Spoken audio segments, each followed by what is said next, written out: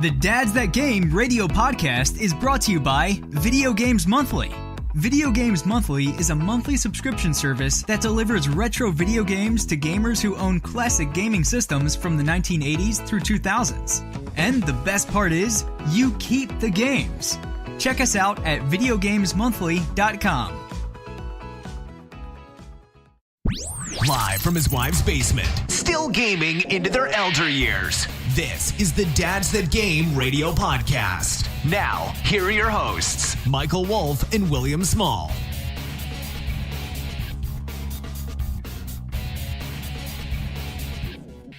Welcome to the Dads That Game, far, far away in a land called E3. Wow! We just got done with the Microsoft conference, and oh my lord, did they deliver? Yes, they did. That's the... Oh my goodness. Yeah, the answer to the question. Yes, they finally had a year where they delivered. Wow. Yeah. I am still in disarray. Completely reeling from it. Like the amount of stuff that they showed off. And it wasn't like they showed off a lot of stuff where, remember last year when they showed off a lot of stuff and half of it you were like, I really don't give a crap. Yeah. Like 90% of what they showed off was amazing. Was really good stuff. It was amazing. So the next couple of shows that you hear from the Dads the Game radio podcast, these are E3 specific shows. So if you don't hear a lot of news brought up in the week, it's because, this is usually E3. This is usually where the news comes from is E3. This is the heart of it. So obviously, Michael Wolf here along with William Small. We were live last night on Facebook with our good buddy Brian talking about E3 predictions. We got out of the obviously we saw the EA conference. We'll talk about that today.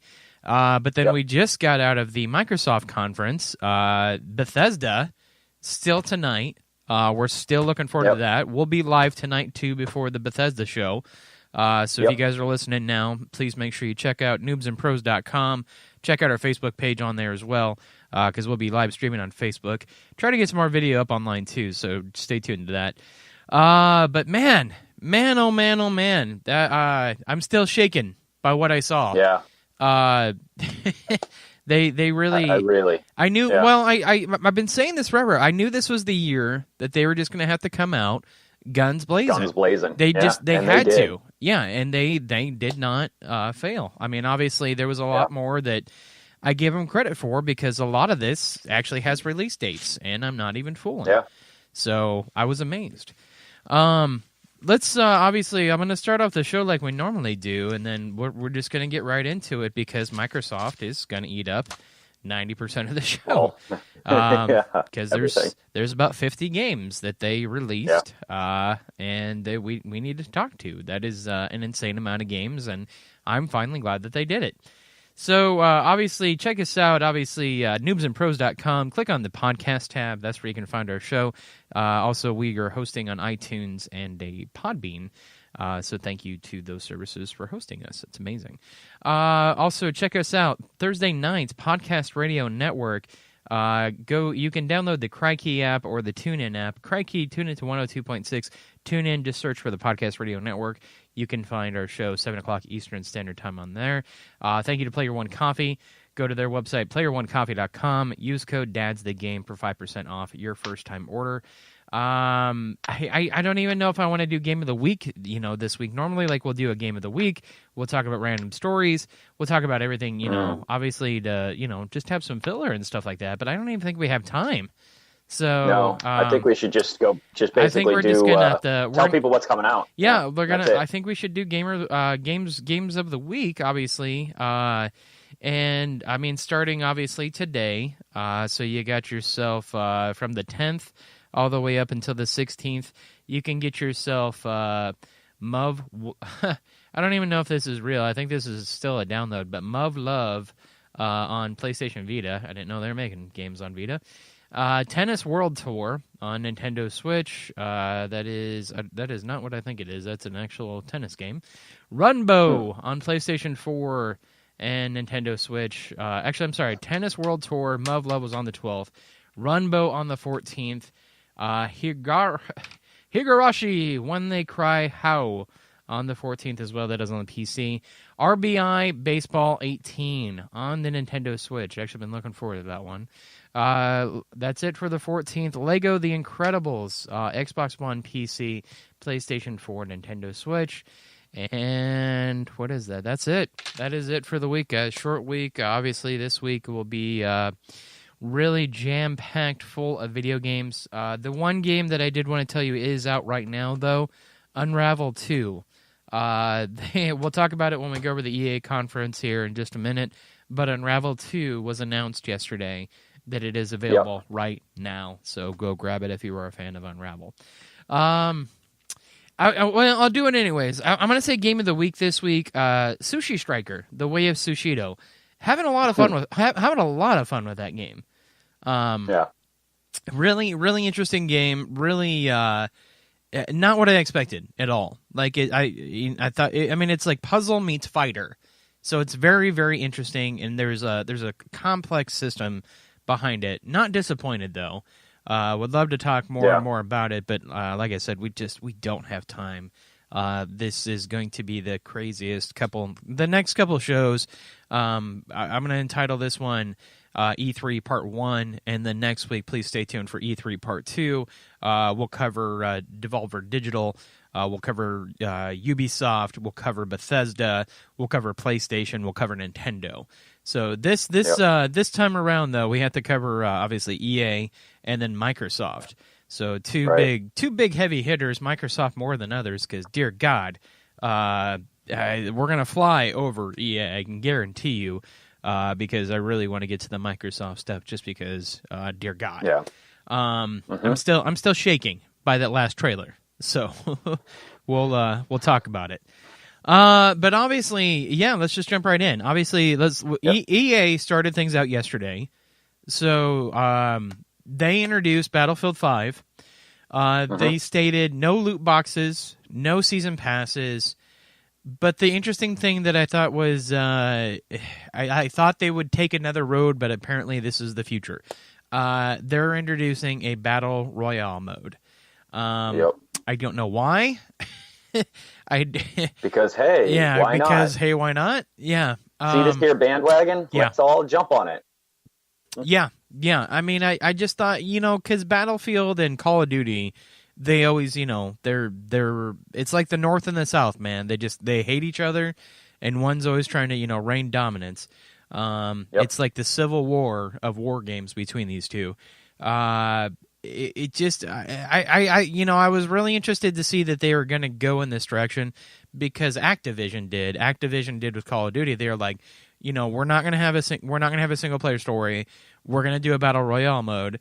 Battlefield was like, oh, well, we are going to have a single player story. It's looking great, by the way. The gameplay, we saw some gameplay this week. Looking fantastic. Really interesting.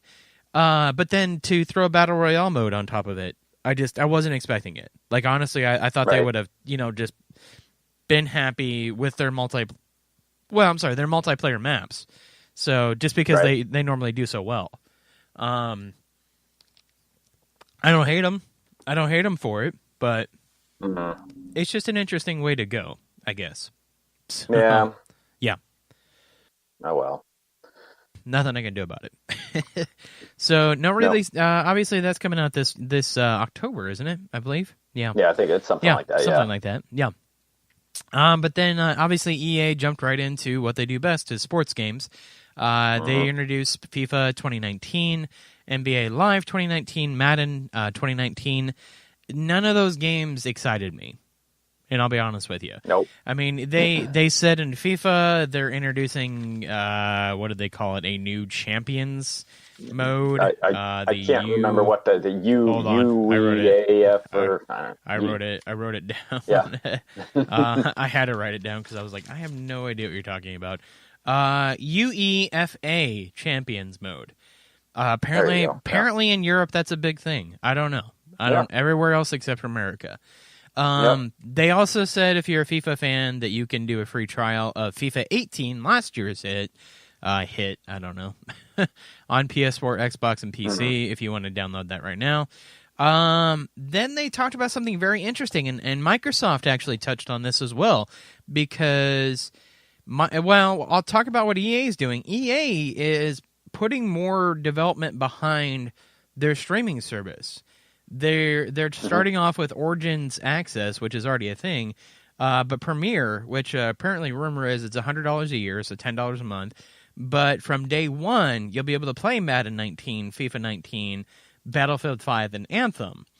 We'll talk about Anthem here in a minute, too. But the reason that I think it's interesting is because Ubisoft, obviously last week, said, past this next year's console generation, we don't think that there's going to be consoles anymore. We think that it's going to be all subscription and service and streaming, which we had a great debate on. Well, not even debate, but great conversation last night on our Facebook Live page.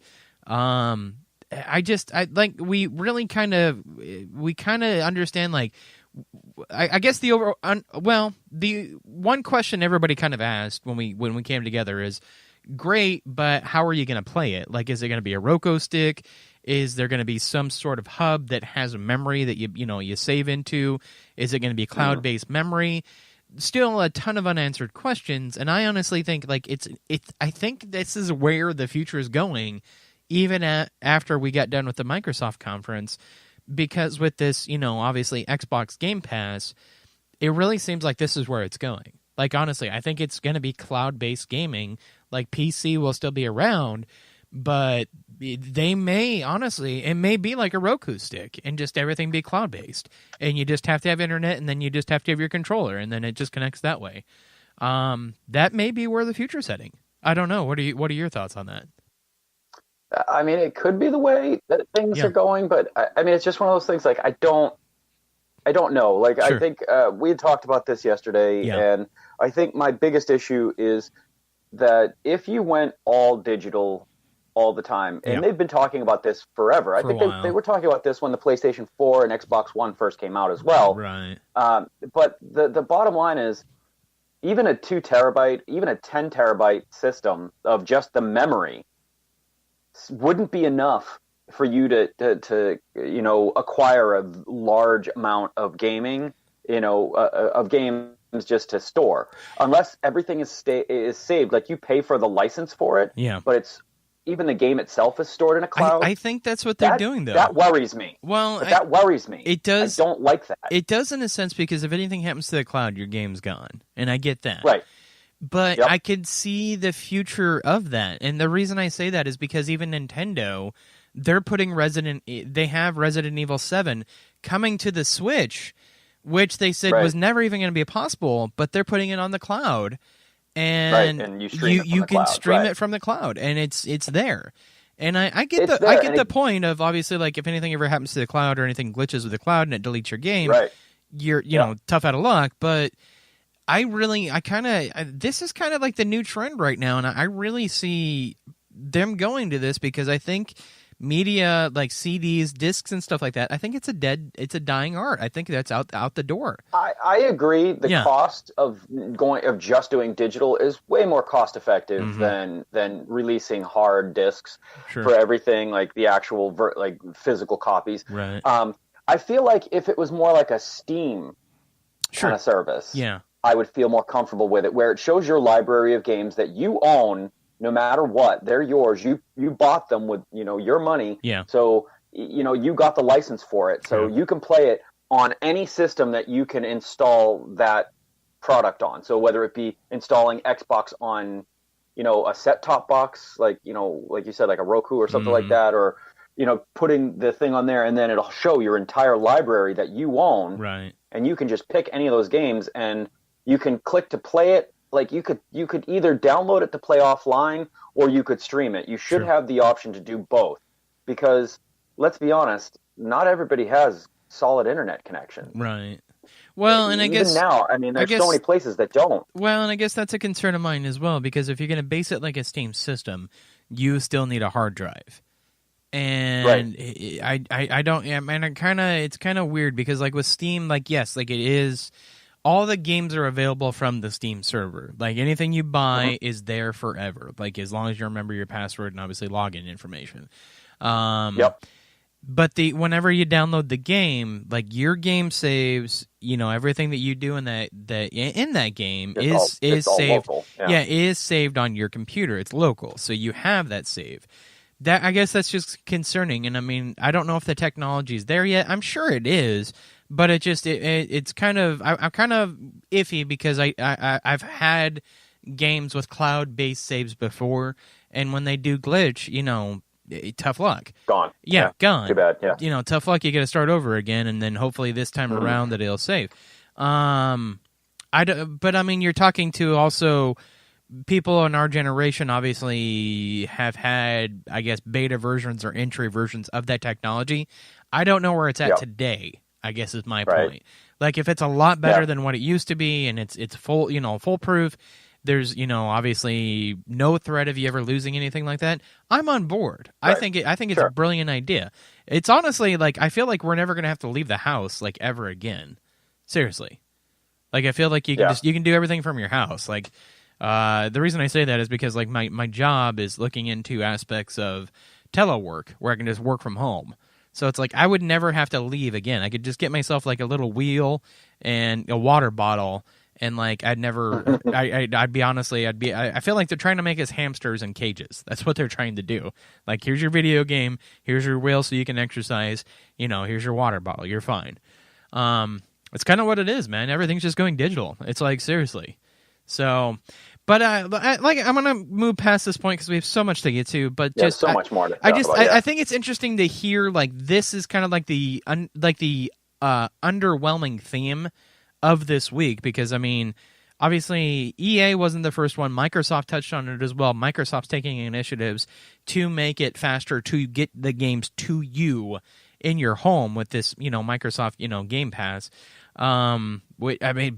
It's right there. I mean, it's on the surface. Everybody can see it, to where I think probably in the next 10, 15 years, like, honestly, I don't think CDs for game cartridges or hard game, discs are going to be a thing anymore. Like, I really don't. I agree. Yeah, I don't.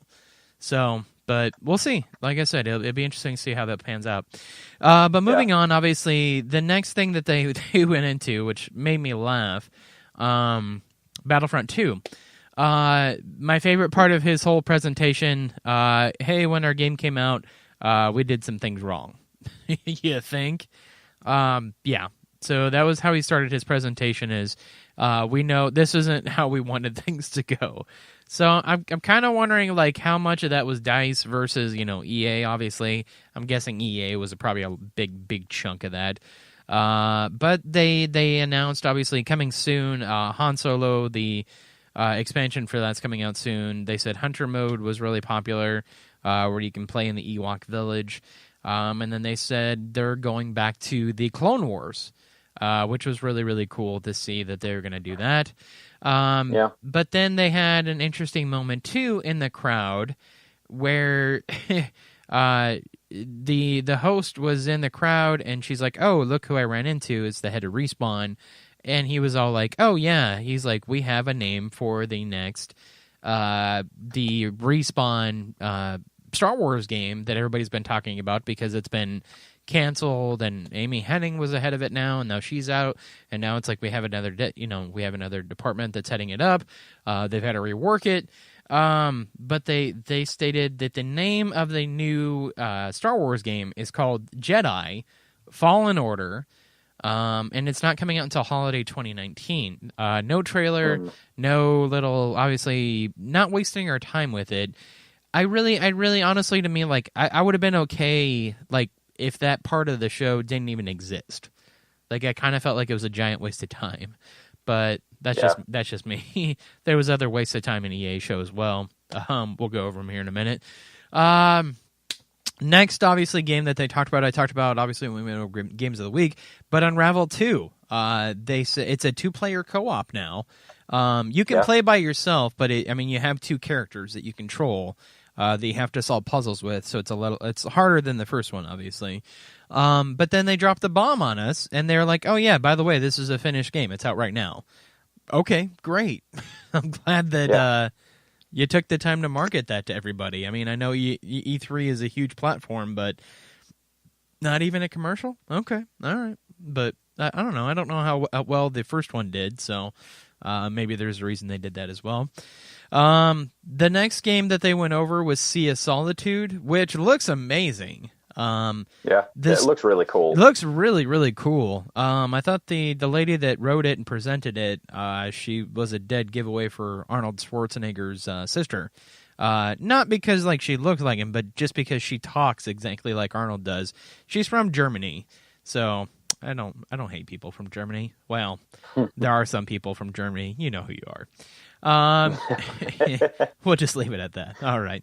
But she said it was a story about a lonely woman whose loneliness turns her into a monster.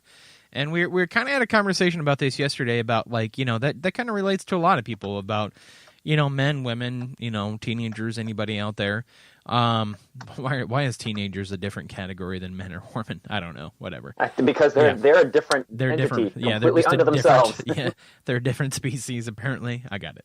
But we talked about this yesterday about basically anybody can kind of relate to that, like being lonely and your loneliness. You know, telling basically you get so lonely and you start believing lies about yourself and you just turn into this monster, somebody that's not you.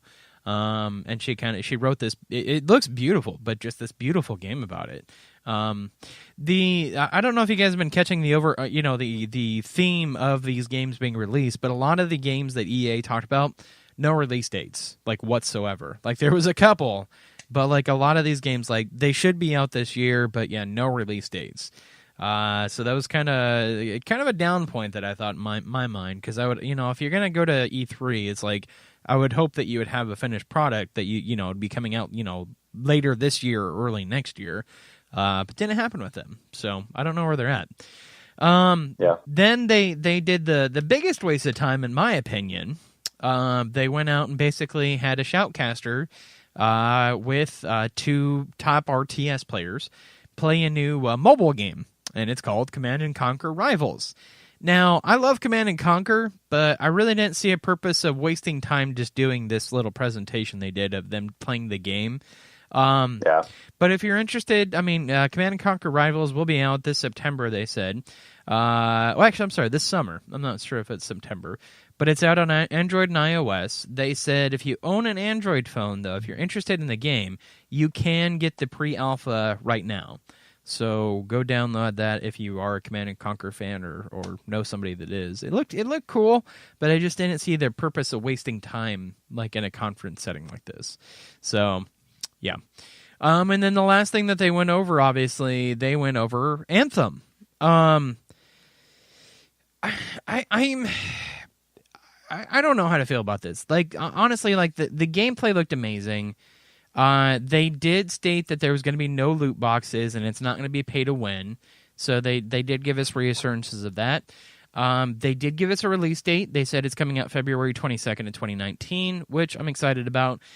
I don't know. Like, honestly, like we were talking about this yesterday too on the Facebook Live page with Brian and with Brian. How do you make this not like Destiny? Was the question that we got. That's a good question, because this is going to be the shared world shooter. It's an open world. Well, we don't even know if it's going to be open world. I mean, it's just a shared world shooter. But how do you keep that relevant past the single player story?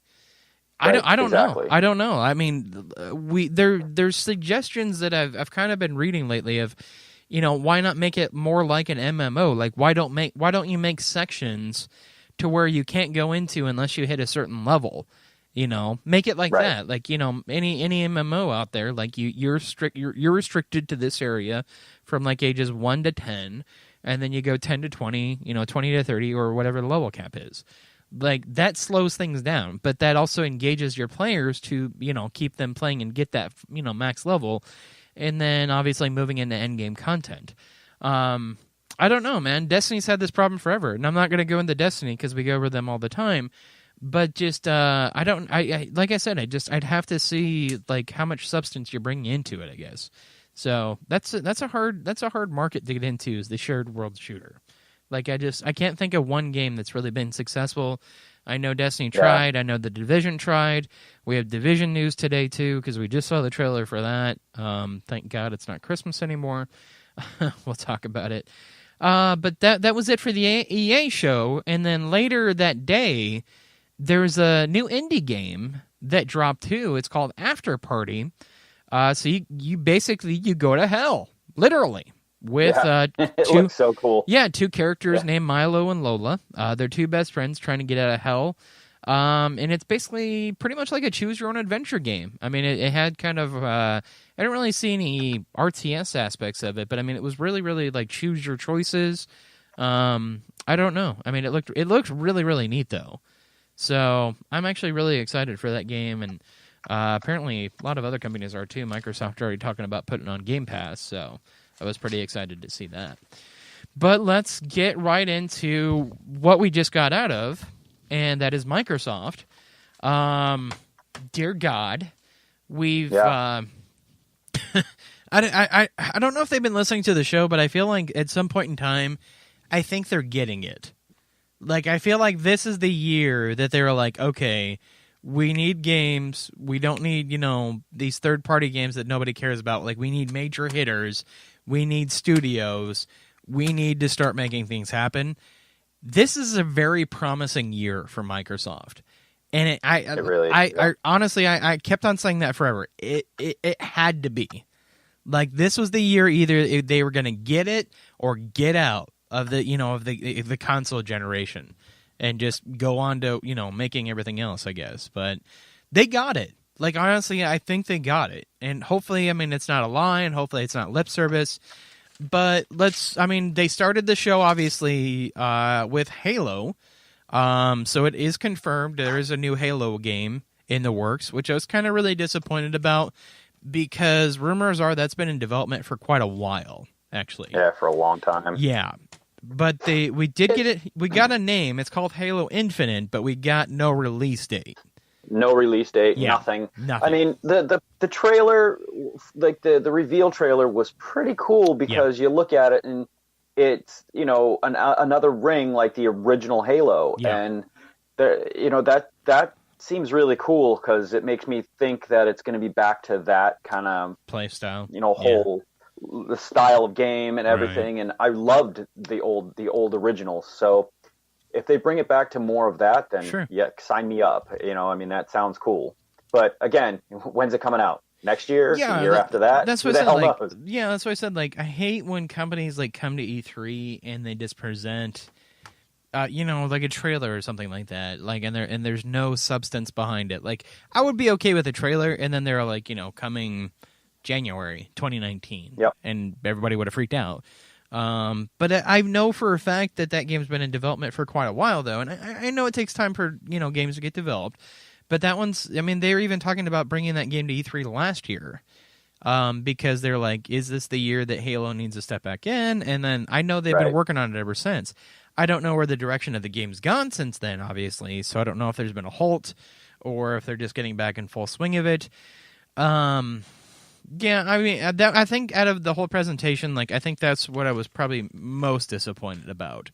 There was a couple other games that I think are going to be great. But once again, obviously, the first half, I would say the first half of games that they presented, well, not even the first half, but the first couple, kind of disappointing to see trailers with no release dates. But yeah, Phil Spencer, he came out and he stated that this year, at this conference, they're going to talk about 50 games, 18 exclusives, and 15 world premieres. Not kidding. So they started off with Ori. If you guys love the Ori franchise, this one looked amazing. But it's called The Will of the Wisps, and it's an exclusive to Xbox. So if you guys have ever been an Ori fan, definitely going to check that out. Yeah, it looks cute. It's not going to make me buy a console, but it's cute. Yeah, no, and it looked really cool, just the animation style did. Yeah.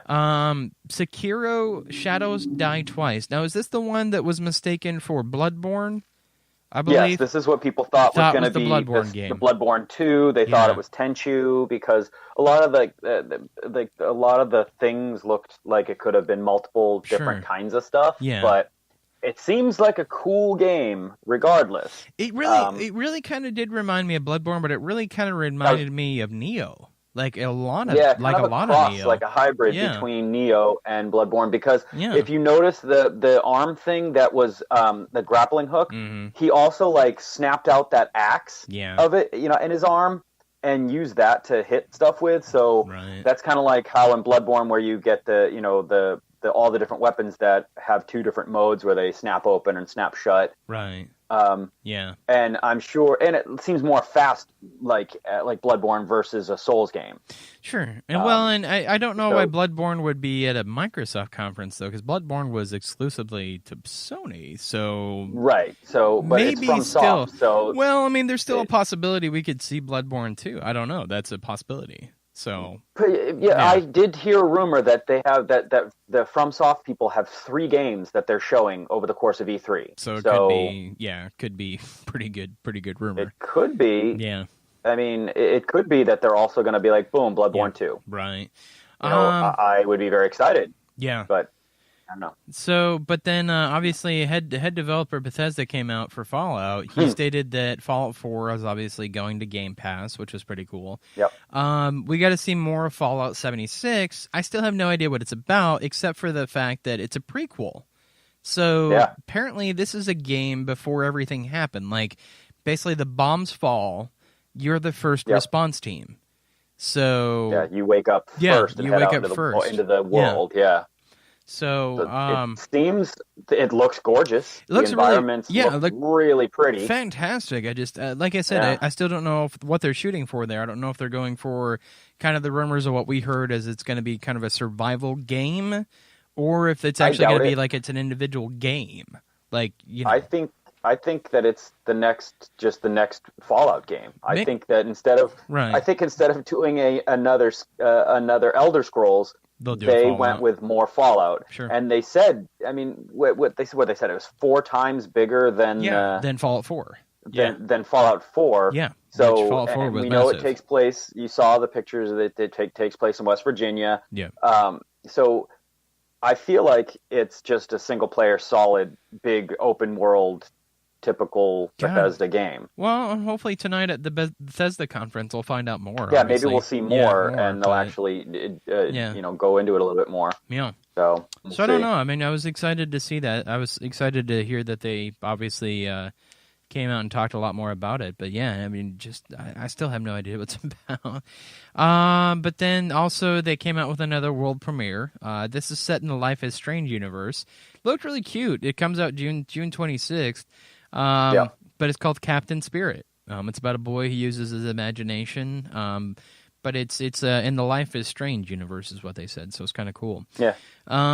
They came out with another exclusive. Crackdown 3 finally showed its trailer that looks like it's 3 years behind on animation. Was that just me? Is that just me? No, okay.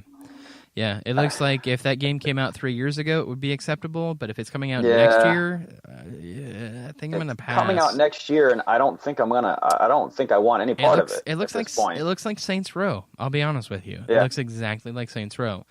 Yep. They marked it as February 2019, but no date still. So I don't know where they're at with that game. Honestly, if it looks that bad right now, that could be another game that may see the axe. I'll be honest. So I don't know. I hope not, because I've always enjoyed the Crackdown universe, but man, it did not. I was not impressed when I saw that game. I was like, that looks horrible. So I'm hoping for good things, or hoping maybe we just saw a wrong part of it. But then they announced, obviously, Nier Automata. Coming over to Xbox as we had heard rumors of that. So yeah, I mean it's not anything obviously that the rumors weren't saying, and I knew it was coming because it was already released on some sites too. But June 26, 2018, it's going to be an exclusive, well, not exclusive edition, but premiere edition, because they'll have all the downloadable content with it as well. So like kind of a game of the year edition. We saw more footage of Metro Exodus, which was excellent.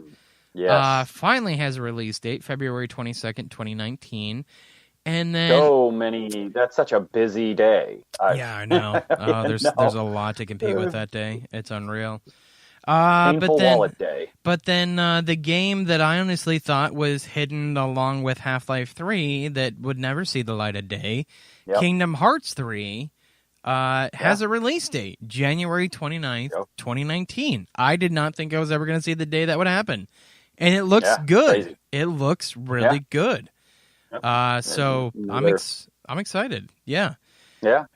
Looks to be another cool one. Yeah. Next thing they went over was Sea of Thieves. They said they're getting 2 new expansions later this year: Cursed Sails and Forsaken Shores. I don't know if you like the Sea of Thieves games. I played it for, I would say, a good month, and I'm kind of burned out, but I may jump back in just to see the new stuff. I don't know. Yeah. I wish that it just... Yeah. I like the openness of it, but I wish that it just gave you more of... just more structure. That's all it really... I feel like it just needs more structure, just even slight more structure, and it would be a really good game. Right. But as it stands, it's like it makes you so... like they can give me 300 more DLCs, and if I start the game and don't know anything about it and can't figure out how to even accept a quest, once you've picked it up... Right. That makes it really tough. Took a while to kind of learn the game. Once you did, it was fun. It's fun to play with friends too. So yeah. But then they went right back into Battlefield 5. Where was the part? Well, because here's the thing that happened at Battlefield 5. They said tune into the Microsoft experience. Well, Microsoft show tomorrow for something really special. Where was the special part? I don't know. They just showed a trailer again. So I don't know if somebody missed the memo on that one.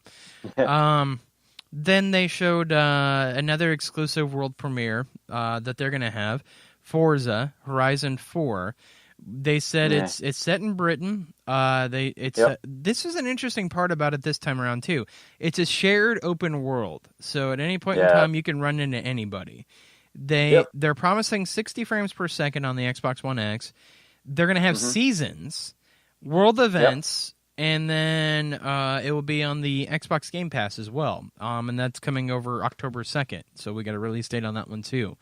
I don't know how I feel about that. Like, I guess if you've ever been a fan of the Forza, obviously franchise, I think they're cool racing games.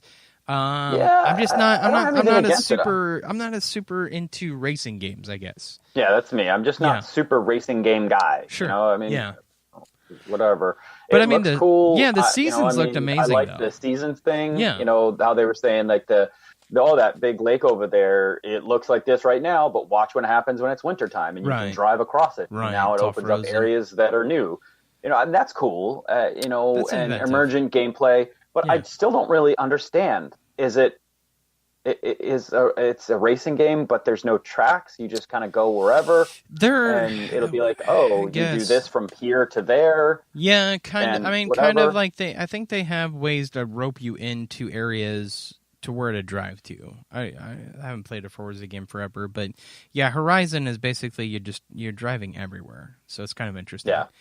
So, but then they kind of took a break because Phil Spencer came back out and he was talking about he realizes he needs studios to make games, and they acquired 5 studios, and they're putting them underneath the brand of the Microsoft studio. A studio called The Initiative, Undead Labs, who just made State of Decay 2, which I was not surprised by, Playground Games, Ninja Theory. Dear God, that was that's a huge one. That was huge. And then Compulsion Games. Unreal. I can't believe they landed Ninja Theory. So I know we were talking. Well, we were talking probably good, like 4 or 5 months ago about Microsoft in the market to buy studios, and I remember it was coming down to like Bluehole and Ninja Theory. But yeah, they went with Ninja Theory, so fantastic. And then they showed the next game by Ninja Theory, which is We Happy Few. Finally got a release date, August 10th of 2018. That looked good. I'm really excited for that one. So, that there's already, obviously there's tons of footage and gameplay out there right now on the internet, but it looked just from everything that I saw, I think that's going to be a definite buy for me. Then they showed PUBG, Sandhook map. It says it's going to be out summer 2018. They're introducing a new mode called War Mode, which will be out in winter of 2018. Yay, I guess. If you still like Battle Royale games. Then they're going to a JRPG, Tales of Vesperia, the definitive edition, which I thought was amazing that they were able to put on an Xbox. Right. But yeah, I mean, Tales is one of those JRPG games is just amazing if you've never played it. They always have really good stories, but they're usually PlayStation because it's Japan, Yeah, exactly. But then world premiere of The Division 2. That kind of caught me by guard because I mean it just I don't know what I think. I saw a lot of the old, but I saw it tuned up and it's looking prettier. So and it's a brand new area. You're not in New York anymore. You're going to our nation's capital. So you'll be in Maryland. You'll be in D.C. where this virus broke out, and obviously these things are happening in the divisions there. Looked really cool. The only thing that ticked me off about that whole presentation, they're still relying on voice actors. I hate that. I don't like people don't talk like that when they play games together. Right. You just don't. And if you did, it would be weird. It would be really weird if you talked like that. Right. Yeah. Just if you're just objective based, just based off of everything, like seriously. Yeah. Who are you? What kind of weird military robot are you? Like that this is how you talk to people. Like, right. I mean, I don't understand the point of having, with all the stuff they can do nowadays, it's like... Just do it realistically.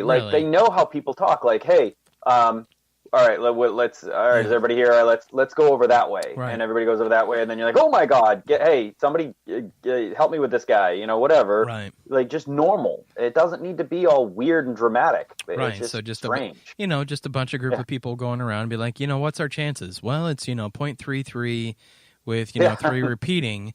And you're like, okay, well, I like our chances. Here we go. Leroy, you there? Yeah. Leroy? Yeah, Leroy. Oh, what's that? Leroy Jenkins! All right. Yep. Yeah, that's how real people talk. So exactly. Yep. I hate voice actors. I'm sorry. I understand you need really obnoxious. If you need a job, it's fine, but it's just like, dude, seriously, enough with the voice acting on the video games. Seriously, and that scares me too because if you put voice actors in, is it going to be the same routine that you did on Division 1? You did the same thing with Division 1. They did the same exact thing. Well, I know, but you promised this, and this. You delivered none of it. And it's like, I know they're working with the community now. I know they've taken a lot of suggestions. I know they've reworked the game. But it's like, why even try to repeat the same pattern? So... Yeah. It needs to have a much bigger environment. I will say, though, when it first came out, it was better than the original Destiny. Because it had a story. Yeah. It had a story, and it took you a while to get through it. Right, but then when you hit the end content, it was... When you finished it, when you finished it, you were like, all right, I did a bunch of the end game content for a while, but then I just got bored. Well, and that's the overwhelming problem that I'm having with shared world shooters, and that's why I said it's really interesting to see that they're doing Anthem as a shared world shooter. Like that's my legitimate concern is that how do you keep people invested past 2 weeks? So I don't know. You tell me. But the cool thing that I saw in the Division 2, and this could be a total lie, once again, I don't know. There's weak points on the enemies now. So, like, if you can shoot kneecaps, or you can shoot, backs and necks and things like that, and obviously they'll go down quicker. That's ingenious. So it is. I mean, that game suffered dramatically from bullet sponge enemies. Yeah. Like, there was nothing more difficult about encounters or this or that. It was how many more bullets does that guy take to soak up than a regular guy. Right. That was the only difference, depending upon what you were doing. And it just made it ridiculous. When one guy literally takes 5 minutes for 4 people to take down, and it's just one guy, that's ridiculous. I don't like that. Make the mechanics be tricky, make him do a lot of different kinds of things, sure, but still manageable when you're actually shooting him. And so I like the mechanics. I'm kind of there with you. I like that they're putting in that mechanic to where it's like you have weak points, like it's more realistic. That makes things sound better. Yeah, right. So, but then the head of Game Pass came out and she talked about obviously. I counted 21 games. I didn't write them all down, but 21 games that they're going to have available on Game Pass, which they're counting as part of the 50 that they said they were going to talk about. But like After Party, Fallout 4, all those games were in there. But they said starting in June, they're developing a new ability to get the game quicker to you, like so you can install it quicker or it loads quicker to you by focusing on what you want to play first. So like I'm guessing like games with like single player and multiplayer, it kind of does the thing that PlayStation does where it's like it'll install the multiplayer first or it'll install the single player first depending on what you want to play. And I know it does that too on Xbox too, but it sounds like they're finally getting that down with the game streaming service, which is cool. Yeah. So once again, that just depends on your internet connection. But, to each his own. That's kind of why I said, like, it was interesting to hear her talk about that, because I kind of feel the same way about, like I said, Ubisoft, EA are already kind of filling this cloud-based gaming service. I could see Microsoft jumping right on board with that with the Game Pass, because they're offering a lot of games that will be available day one on Game Pass. $10 a month versus, $60 a game. Weigh your options, So Yeah, it's great. And the fact that, again, there's a lot of games that are play anywhere. So, I mean, that's how I'm playing all these games, because I don't have an Xbox. Right, you can play them on your PC. I got the Games Pass, and I'm playing a lot of their brand new games on PC. So it works way better. It works that way. Yep. But then they went over Shadow of the Tomb Raider. Obviously, it's coming out September. That looked really cool. We saw a new trailer for that. And then basically, Phil Spencer came out again, and he said for all the rest of the games, they're all world premieres and exclusives. But there's a new skateboard game, which I honestly thought was going to be Skate 4. Everybody's been saying rumors about that. But it's a new skateboard game. It's an exclusive to Xbox. It's called Session. Cool. I'll go drink some Red Bull, dude. I don't know what you want from me. But then they also went over a new MMO RPG, which looked really good. Just the mechanics of the game looked good, but until I get my hands on it, I don't know. But it's called Black Desert. Looked really cool. Like, just I thought the attack on the mechanics of the enemies looked really, really neat. But then they came out next with a world premiere. Blew my mind, and I know you're not a fan of the series, but I am, and this game actually looked freaking amazing. But they announced the next Devil May Cry game, so it is going to be Devil May Cry 5. It looked cool. It looked amazing. Yeah. It really looked like they took their time on this one. It really looked really neat. Don't get me wrong. Yeah. I like the really old Devil May Cries. Sure. I played them, and I liked them. Just wonder if I had like 4. It was like the DMC Devil May Cry one. It just, that whole trying to juggle enemies and stacking combos and all of that. That's just hard and annoying. Right. Especially when you open the special doors, and then it's like, oh, juggle 5 enemies and do this kind of attack, and that's the only way you get through it. Sure. I don't like having to do that kind of stuff. That's all. No, and that's understandable. And I mean, it did get kind of weird there, because I mean, there was 2 Dantes, one had darker hair, one, that's so. Right. Yeah. So this one's obviously going back to the roots. This is a true successor to Devil May Cry 4, so it'd be really cool. They then introduced another little snippet. Cuphead will be coming out with a new game. It's called The Delicious Last Course, coming out 2019. Devil May Cry, by the way, is coming out spring in 2019. We'll keep you up to date on when we find out due dates for that. A little game called Tunic. Looked like Zelda a little bit, but like a little fox. So that looked interesting, but that's an exclusive. I don't know what to think about this game. I don't know how they're going to do this. I don't know if it's like a Marvel versus Capcom game. I saw a lot of characters in this, but it's called Jump Force, and it's by Bandai Namco. I saw Dragon Ball Z characters. I saw One Piece. I saw Naruto. I don't know what they're doing with that game. Is it going to be a crossover between all these universes? into like, versus Aliens. I don't know, but it was just a little teaser. That was the world premiere of that. Next game that I did not know that this was being made, so this was a surprise to me. Dying Light 2. So it's happening. Yeah, Dying Light was a great game, by the way. But now, I loved it. I played it. I played the heck out of it, and I played the DLC. Sure. So that makes me really excited. Yeah, this one. Obviously they did the world premiere and Sonic exclusive to Xbox. It'll be on PlayStation as well. I'm guaranteeing you.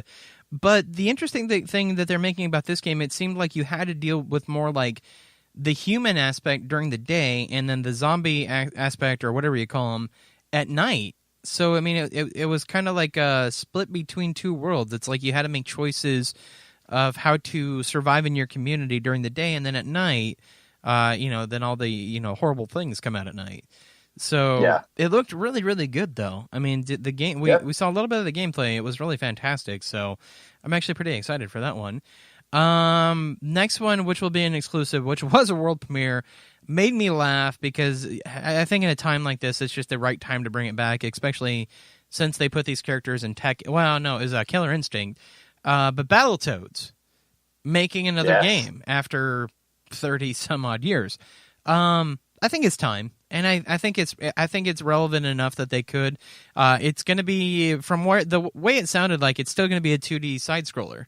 Is what it's sounding like. Yeah. So it was just kind of funny how they presented it. We didn't see any gameplay footage of it, obviously. No release date on that either, but just know that it is being made. So that's all you have to know. Yep. Next game, which I wasn't surprised by because I knew it was being made, but Just Cause 4. I love Just Cause 3. That was a fantastic game, and I'm excited for 4. It was definitely super fun. Yep. And then the lead developer from Gears of War came out, and he announced 3 brand new Gears of War games, which 2 of them are very interesting. And then obviously the third one was Gears of War 5, which everybody erupted and cheered and was super excited about. The 2 other games that they're introducing, though, Gears Pop and then Gears Tactics. Now, Gears Pop sounds exactly like what it sounds. Well, it's exactly kind of the first thing that pops in your mind there. Pop Funko figures. It's apparently a mobile game. Now, I thought they were just like, making figures Gears of War style, but I had to think. I was like, no, they already have those figures, and they're making a game out of this. They're making a mobile game out of Pop Funko figures. Okay. I don't all right. Yeah, okay. I don't know. I guess. Yeah, I guess. Okay. Really, maybe it'll be fun. But the other game that I thought was interesting too, Gears Tactics. They're trying to take on the RTS category with Gears of War. That is going to be on PC exclusive. So interesting to see that they're kind of branching the franchise out. But Gears 5, we saw gameplay footage. We saw a trailer. Looking good. Mm-hmm. Looks a lot, obviously a step up from Gears 4. The continuation of the story, basically. But I'm not going to hate. I love Gears 4. Gears 4 was fantastic, a return of the franchise after Gears 3. I don't think there's ever been a bad Gears of War game, to be honest with you. They've always done a really, really good job at developing those games and, putting them out when they're supposed to be needed to. But Phil Spencer basically came out and, gave his last final little spiel and said, have a great E3. And then all hell broke loose. The system got hacked. And basically you started seeing things on the screen. Everything was red and flickering. It got very scary. You started seeing lines of code. Lines of code started saying "Run Project Red," and we were all talking on Facebook Live together, and I was like, "Oh my god, oh my god, oh my god!" I'm like, "They're announcing it right now." And they did. Mm-hmm. They did. CD Projekt Red showed footage of Cyberpunk 2077. No release date, obviously, but oh my god. Holy crap. Holy crap. Like, that was the part that left me shaking. Like, I was like, that is the freaking way to end your conference. Like, that right there. Yeah, that's how you do it. That's how you do it. Like, the bar has been set. Like, everybody else, here's the bar. This is how you do it. I did not think that was going to happen at all. Like I was expecting maybe some screenshots, maybe a small trailer. I did not expect to see the extent to what we saw.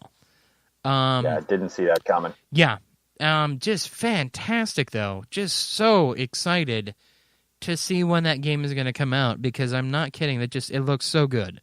Was there gameplay of it or was it all just trailer? It kind of just looked all trailer. It looked like all just trailer, yeah, but I mean, I don't know. But I mean, even as the trailer though, I mean, it was just fantastic.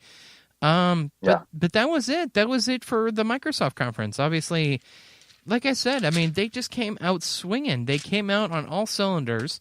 And I knew they had to. There was just no beating around the bush. I was kind of concerned too when they came out with the Play, and that was where the 21 other games were in there was the Play, because I was like, oh great, they're just doing this again. They promise us 50 games, and then they're like, oh well, 22 of them are just part of the Play thing. But they were pretty big games. I mean, there are a lot of the new games like After Party, and obviously they had others coming out, but like I said, if you take out that part, I would say this was probably one of the best conferences that I've seen Microsoft do in a long time. In a very long time. In a very long time. Yeah. So I have to give them props. I have to say, bar's been set, Sony. So obviously we'll find out tomorrow night with Sony, but I'm kind of concerned with Sony. Like honestly, I don't know what Sony's going to bring to the table. Like that's not already out right now because there's really no talk of anything that they have in development. So where are you at, my friends? I don't know. We'll find out tomorrow night. Jeez. We have like 5 minutes to kill here, so I'm sorry. Amazing show. That's all I'm going to say. My takeaways from the whole thing. Yeah. Fallout, which we're going to see more of. I can't wait. I really, if that's true that it's just a huge new Fallout game, that'd be amazing. Gonna just make me crazy. I'm hoping we see more from CD Projekt Red this weekend, or the next couple of days, because I want to know more if there's anything else, or if that's all we're going to get is just that little bit of a trailer. Because I mean, anybody that's listened to our show for a little while or has ever heard me rant. Mm-hmm. The Witcher 3 is by far one of my most favorite games of all time. You're going to stop right there. That's all you can say, because you went on a 10-minute rant yesterday about it. No, but it is. It's one of my most favorite games, and if they did such a good job at that, I can only imagine what this game's going to be. They're going to do when they have that much more room for doing what they want. Sure. So. It seems like it's going to just be amazing. I was, like I said, I was not expecting it. Like at a Microsoft conference, for God's sakes, I would think maybe individual or they would have their own stand-up something, but no, they just Microsoft. Like I said, they killed it this year, and they really just. It's hard. It's hard to say that about them because it's like I don't love to hate them. I love to love them, but it's like. If you've ever been around E3 this time of the year, it's always been like miss. It's been miss. Even Sony missed last year, and I'm just being honest. Yeah. Like there was a lot of miss. Like this year alone, a lot of things going right. EA's conference could have done without, to be honest with you. I kind of thought it was a waste of time. But Microsoft's conference, oh my God. Just this is the way conferences should be done. This is the way that they should be presented. They should have this much content. They should have release dates, things that get you excited for this conference. They hit on all cylinders this time. They had video games. They had exclusive video games because I was worried about them. I was like, "Where's your video games? What's going to get me excited to own this system?" I'm excited again to own this system because there's so many exclusive games that you're only going to be able to get on Microsoft, on the Xbox One. That's what I was looking for. I was looking for validation for having an Xbox One.